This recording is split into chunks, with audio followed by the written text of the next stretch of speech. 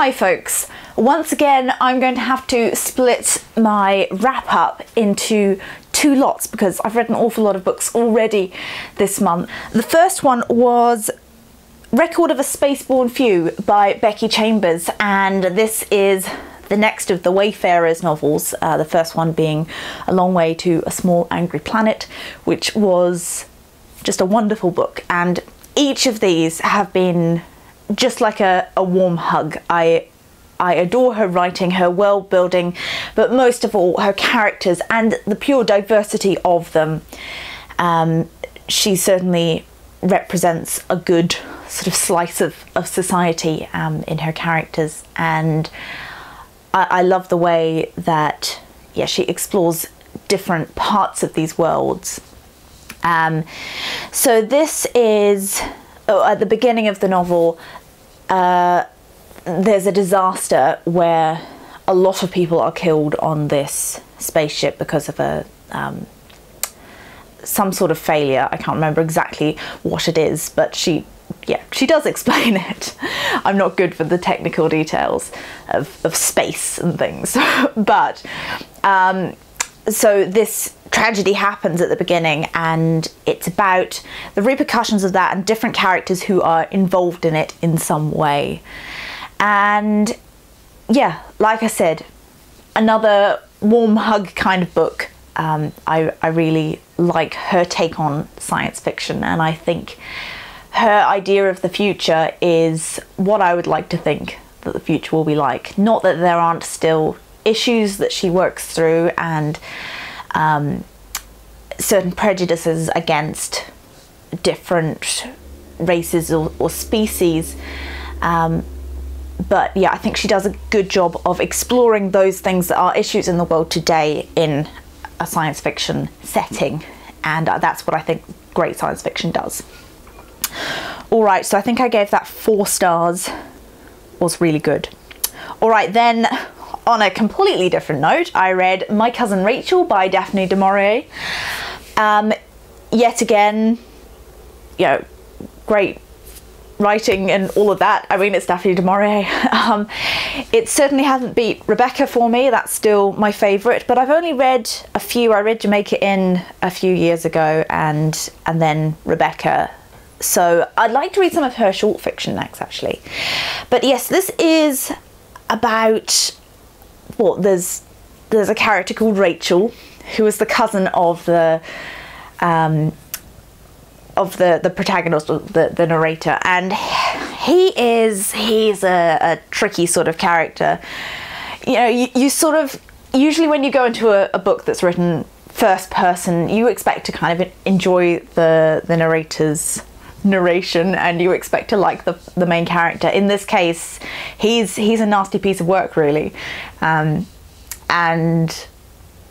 yeah, his viewpoint is very interesting because he's quite skewed, and he goes from one extreme of views to another, and I can't go into too much more detail without giving things away, but yes, his friend goes off to Italy, and he ends up marrying this woman called Rachel, and our narrator gets a series of letters from his cousin, and so they're all cousins. It's all a little bit incestuous, but those were the times. And anyway, there are these letters coming through, and the letters start off, oh, everything's wonderful and idealized, and oh, he's got married. And then they start getting a bit more sinister, and it's a question of whether his cousin has started to go mad, or whether, basically he's saying that Rachel has done something, and yeah, so it clouds Rachel in suspicion. But when she arrives, she's not quite what our narrator expects. So yes, it's full of mystery and intrigue in that sense, but on a psychological level, in the same way that Rebecca is. So yeah, I think I gave this 4 stars as well. It's been a good month so far. Then I read this book here, which is from the library, How Not to Write a Novel. And I mean, I knew about this book. I remembered it because the cover is quite memorable. It's got a gun pointing at a kitten, which, yeah, sort of sticks in the mind. So this is really quite funny, both as a reader and somebody who has recently started to write a little bit, and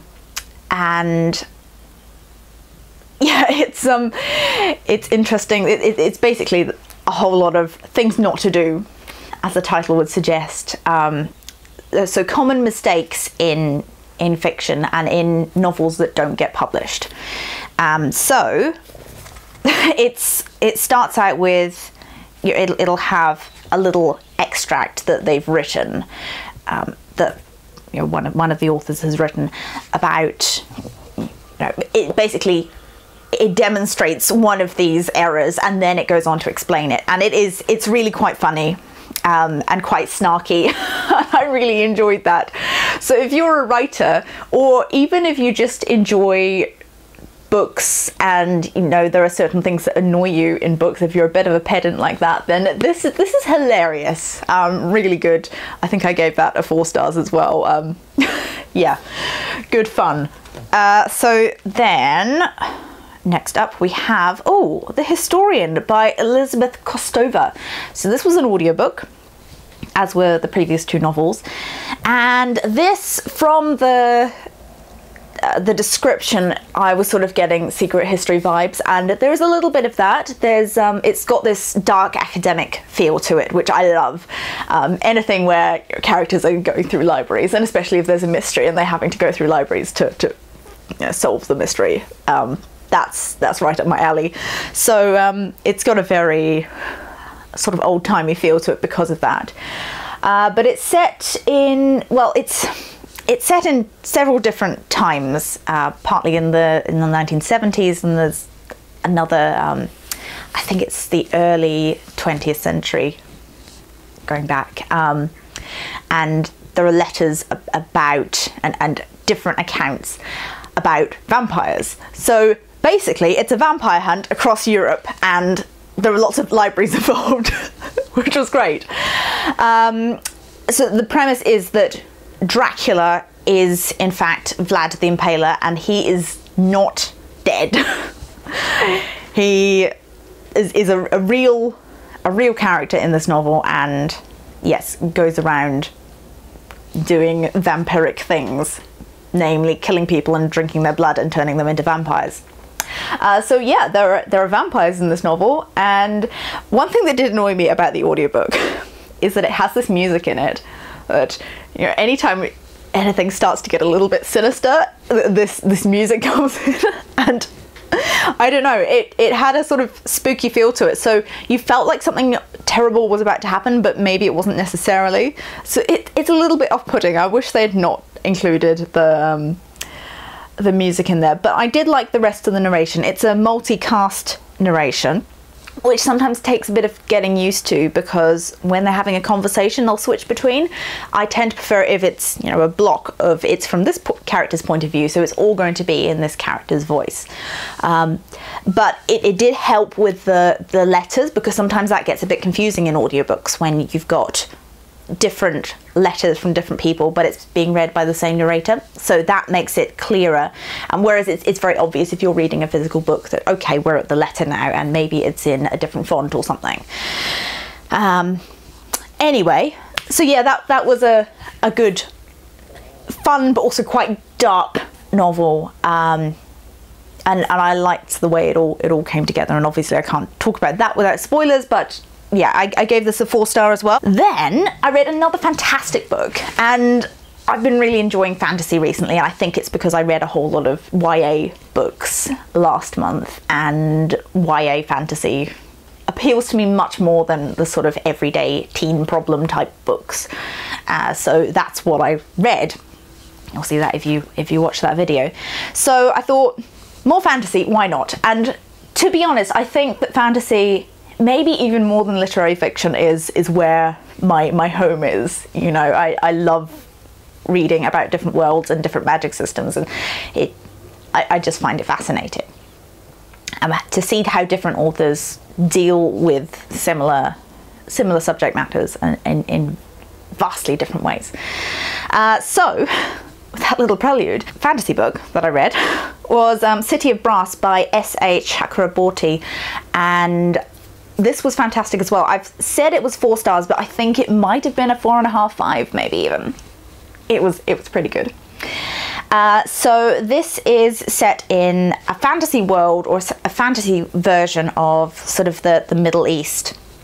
And we start out with this character who is, she's basically a con woman.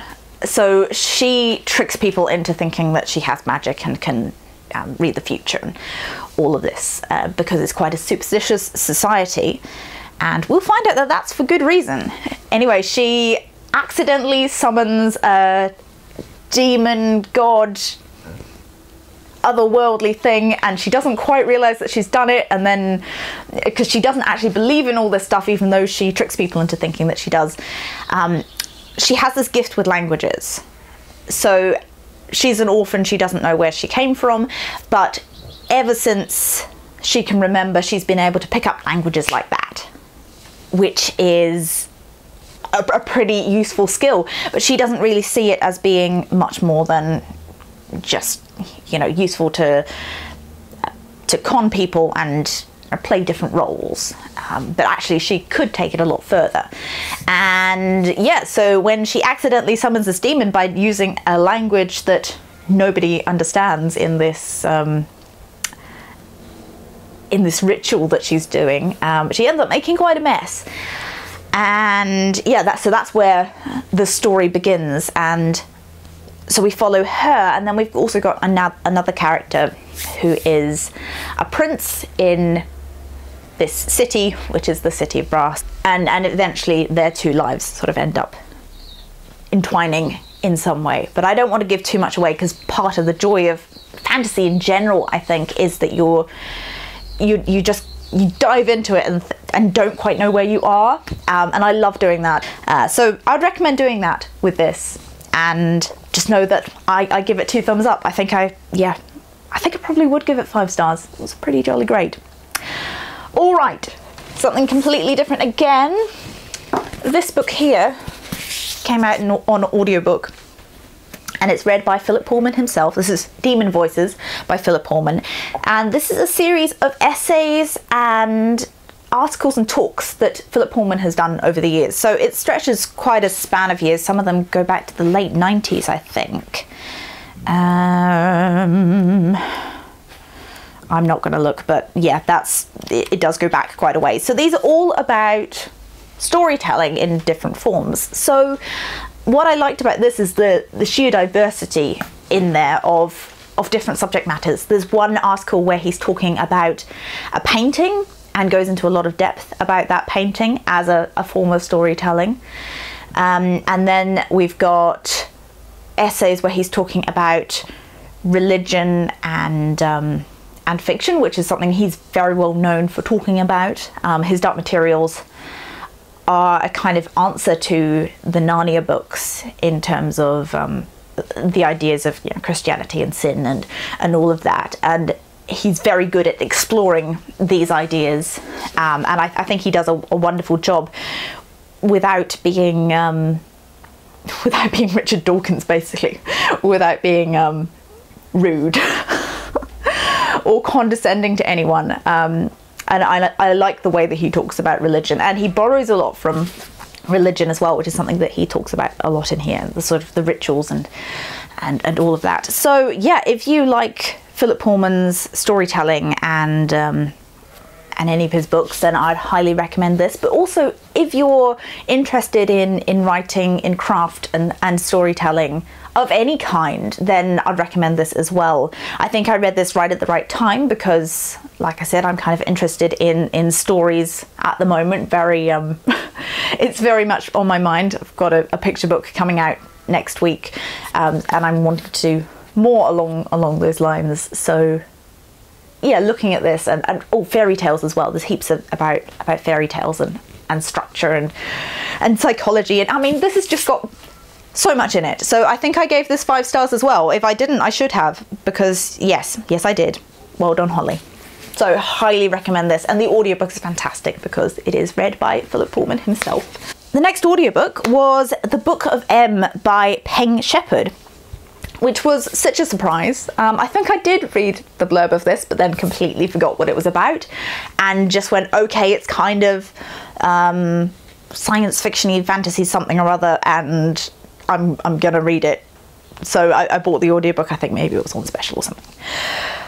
And yeah, this was a real surprise. It's a bit like Station 11. I think if you read that and enjoyed it, you might like this. Although, that said, I didn't really enjoy Station 11 all that much.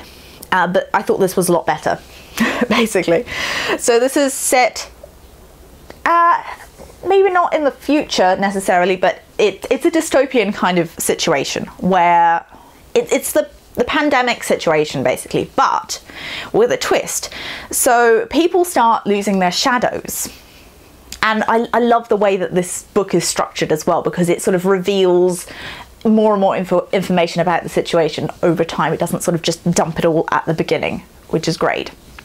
So yeah, people are losing their shadows, and with their shadows, they're losing their memories. And I think this is just such a clever idea. And yeah, so it follows a couple who, at the beginning, Max, M, who becomes M, who is M, yeah, she loses her shadow, and her partner obviously freaks out over this, and she ends up leaving. And as her memories sort of disperse, she's got this tape recorder where she's recording her memories and her experience of losing her memories. And then it becomes a sort of a journey, almost a road trip across this new apocalyptic landscape, where they're fighting to survive, but also to remember what it is they're fighting for. And I thought this was masterfully done. It uses a lot of the kinds of tropes that you see in this kind of fiction, but I think the concept of it with the shadows and the memories was really original way of telling this story. And there are some magical, realist aspects to it. I mean, the whole losing of the shadow thing seems more magical than scientific in some ways, and that's a big part of it, is sort of them thinking about it in scientific terms and in otherworldly terms. So yeah, I would really recommend this, and I haven't seen a lot of talk about this book, but I feel as though there should be more. Alright, then we've got this book here, which is Creative Writing Masterclass, Writing Crime Fiction. And I'm not especially interested in writing crime fiction, but I do find it really interesting to see how authors bake in these kinds of red herrings and clues and plot twists. So this was really interesting. And I remember at university I did a course on a sort of introduction to genre fiction, and part of it was on crime novels. We looked at kind of the hardboiled detective novels and looked at the different tropes that are used and different methods of hiding and including clues. And so this was a more in-depth and more practical guide to that, and it's got little exercises in there which I'll admit I did not do, but I think it gives an interesting background as to how authors do these things, which I find really interesting. I've always been very interested in the way stories are constructed. And yeah, so I'd really recommend this if you like reading that kind of book, or you're interested in the structure of stories like that, then I'd recommend this.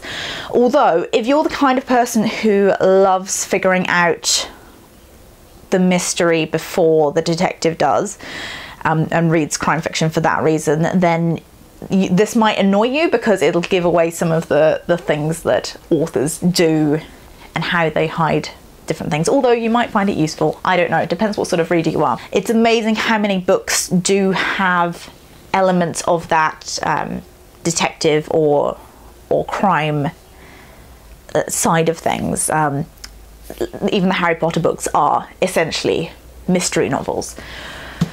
So, what have we got next? I think it's going to be the Victoria Schwab.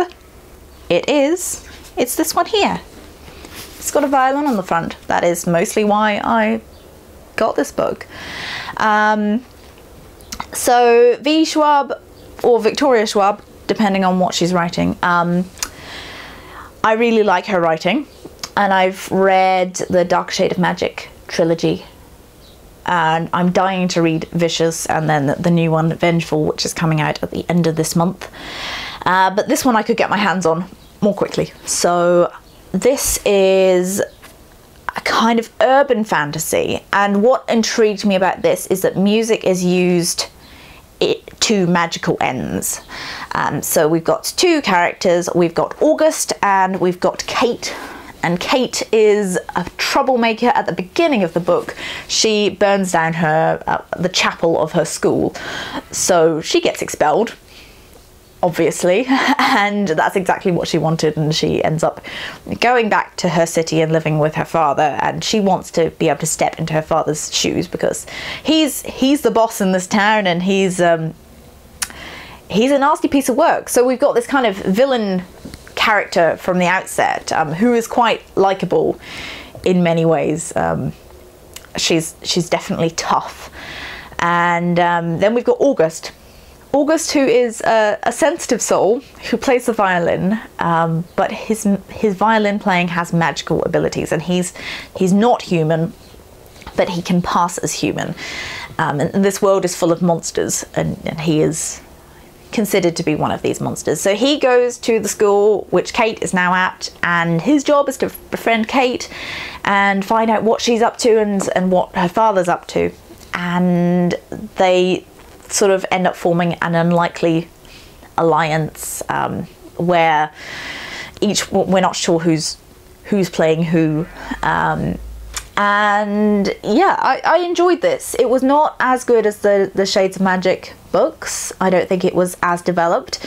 And there is a second book, so I'd be interested to see if some of the ideas that are introduced in here are developed more. But I love the characters, and I think that's the best thing about Victoria Schwab, or V. Schwab. She does a great job of creating very multi-dimensional characters who are, you know, tough and sensitive and all of the things. And I thought August was a fantastic character. He's a conflicted soul, and you'll see why if you read this book. But yeah, so I'd give this, I think I gave it 3 stars. Not as good as her other books, but still excellent and good fun. I think I finished that in a matter of hours. This is going to be an unpopular opinion. I read The Bear and the Nightingale by Katherine Arden. Arden. That's the one. I didn't like this book, and I know everyone loves it.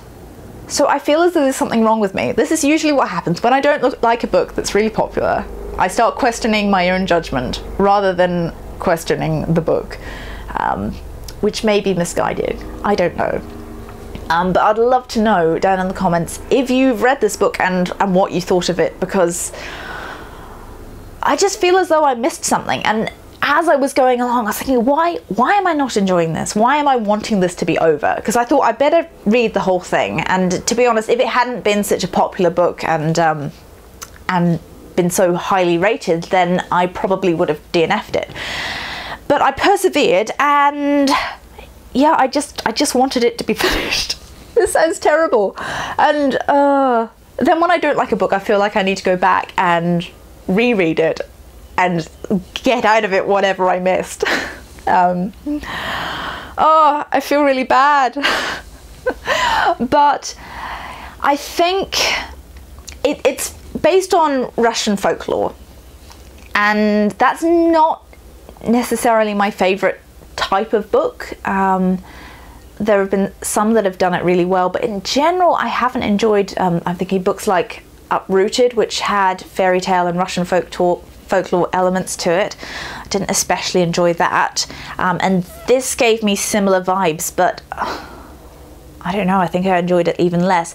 It felt quite bogged down in the middle. There was this exposition which set up a really interesting premise, that there's this demon in the woods who has basically bought the right to the daughter of this man, who is the governor, or he's the one in charge of this particular patch of land. I can't remember the particular term that's used in the book, but in order to save his son, he basically sacrifices his daughter and is given this pendant, and he's told to give that to his daughter and to have her always keep it with her and never tell anyone about it. But he can't quite bring himself to give it to his daughter, so he gives it to their nurse instead and says, "Oh, give this to my daughter." And the nurse doesn't, which throws a spanner in the works, because that, I think if she had done that, then the plot would have progressed a bit quicker. But because she doesn't, we end up with quite a long time where, you know, she's sort of thinking about giving it to her, and it just takes a really long time. And anyway, she makes her own deal with the frost demon, and to be honest, just relating it makes me bored.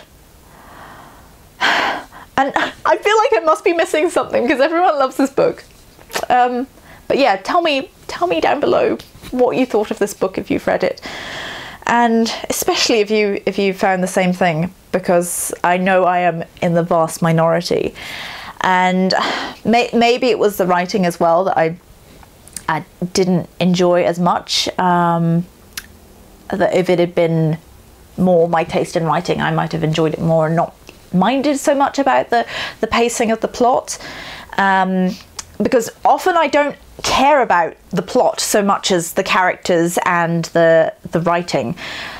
But I didn't really care about these characters. I didn't feel invested in their lives. Yeah, even the main character, who's, you know, plucky and yeah, words, plucky. That's about all I've got.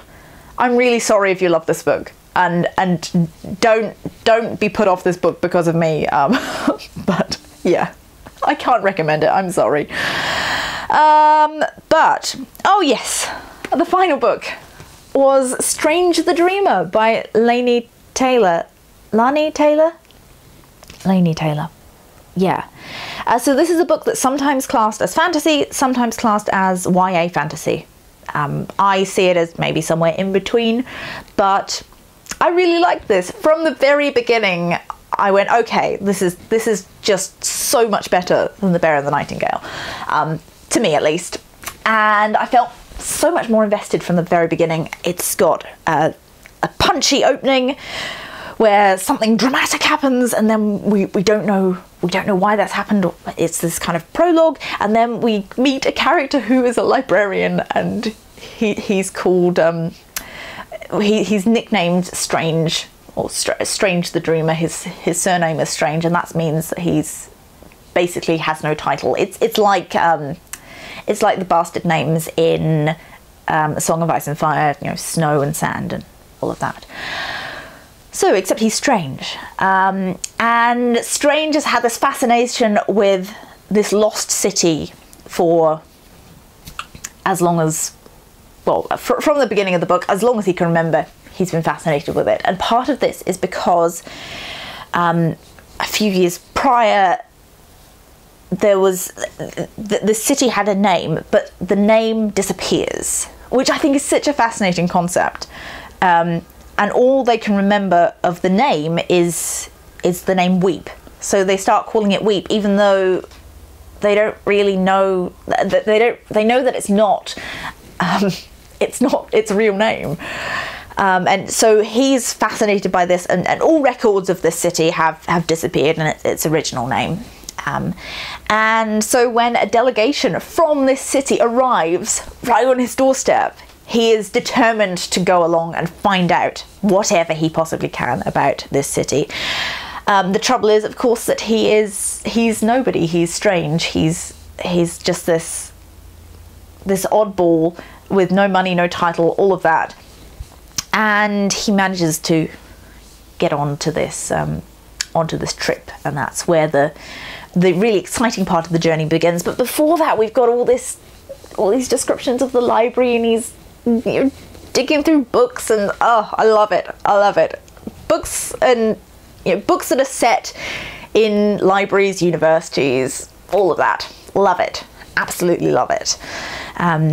So it's got a very aesthetic feel to it. Yeah, so the fantasy side of this was really interesting. It's sort of introduced in a very small way at the beginning with the disappearance of the name, and that's another thing I love in fantasy, when names are important and names are taken away, or, you know, there's mystery to do with names, which will be why Name of the Wind is one of my favourite books. Yeah, so probably can't talk too much more about this book without spoilers, but yeah, in general, really good. Was a good refresher after The Bear and the Nightingale, and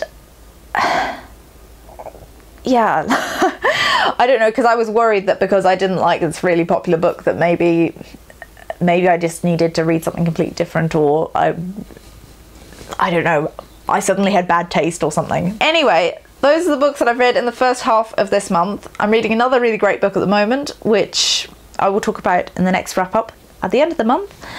Yeah, let me know down below if you've read any of these and have thoughts that differ or align with mine, particularly The Bear and the Nightingale, because I'm still so conflicted about that. I think I ended up giving it 2 stars as well. Oh, it's got so many 5-star ratings on Goodreads. Oh. What do you do when you don't like a really popular book? Do you think the fault is with the book, or do you think the fault is with you or all the other people who loved it? How do you kind of process that? Because I'm struggling. Anyway, as always, thank you very much for watching, and I'll see you in the next one. Bye.